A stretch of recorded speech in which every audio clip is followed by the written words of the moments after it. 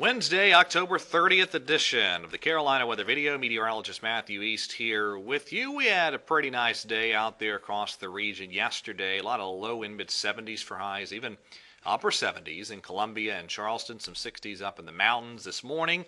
Lots of 50s on the board. Many mountain spots in the 50s, and same story out across the Piedmont and over to the coast. These are 5 a.m. temperatures, and these temperatures running a little bit above average for this time of year. A lot of cloud cover out there, and a little bit of rain up in the northwestern parts of the mountains there, especially right now as I'm cutting this video around Ashe County, and that little batch of rain continuing to move generally off to the east.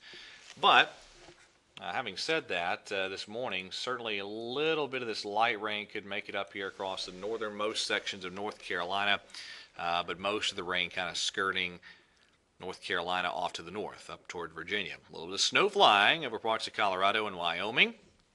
Also down into points further south than there. You get on down into parts of New Mexico, even seeing a little bit of that snow in the northern part of the state. That is with this big trough that's out west that is now on the move. A little piece of that trough will swing through our part of the country by Friday, driving a cold front through, and then it still looks like a pretty decent trough dives in here over the weekend, giving us some fairly chilly temperatures. So let's take a spin around the lower 48 temperature-wise. Again, fairly mild around our part of the country this morning, and very mild across the lower Mississippi Valley and the southern plains states. It's 66 in Shreveport, 70s right now in New Orleans and Dallas. But there's the colder air up here in parts of the northern plains and the Rockies. A lot of sub-freezing air, even some teens up that way too. And that is behind the cold front that's heading in our general direction. Now, as you have those clashes of air masses and a lot of upper-level energy diving through tomorrow, pretty decent severe weather threat in that yellow shaded area.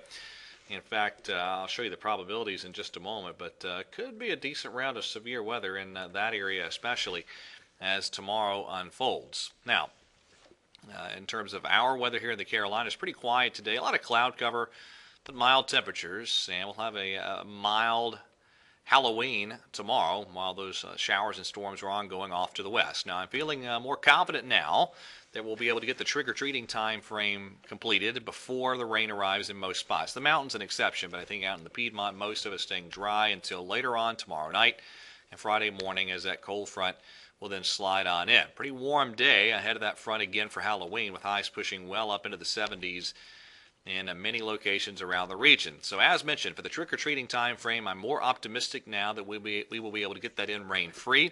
And hey, you might not even need the jackets at all out there, with temperatures probably in the upper 60s for a lot of tomorrow evening. Let's talk rain totals with this system. Here's what the RPM is printing out. 1/3 to 1/2 of an inch across the Piedmont. Higher totals certainly in the mountains. The GFS indicating, again, heaviest totals down across Georgia, South Carolina, and coastal North Carolina. About a 1/2 inch or so across the Piedmont. European in the same general category, 1/2 inch or so. So a decent little rain event still looks like it's on.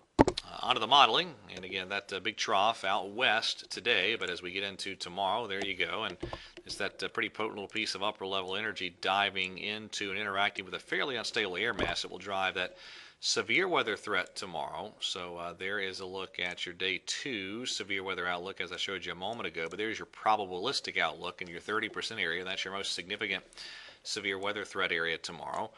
Then you go on out to 60 hours, that little piece of energy heading to the northeast, and then again over the weekend, pretty decent trough dives into the eastern parts of the country. So on the surface, there's the showers and storms on the European model tomorrow. Those then drop through our region tomorrow night through at least Friday morning, and probably lingering into Friday afternoon in many spots. And then behind that, this is the GFS model. Another little piece of energy diving in. So as I've been mentioning, probably some more snowflakes flying in many mountain spots, especially up in the Virginias, but even some North Carolina spots too, as we get into Saturday. So that's kind of the things we're keeping an eye on here as we wrap up October and head into November. All right, that's it for today. Thank you for watching. Have a great day, and God bless.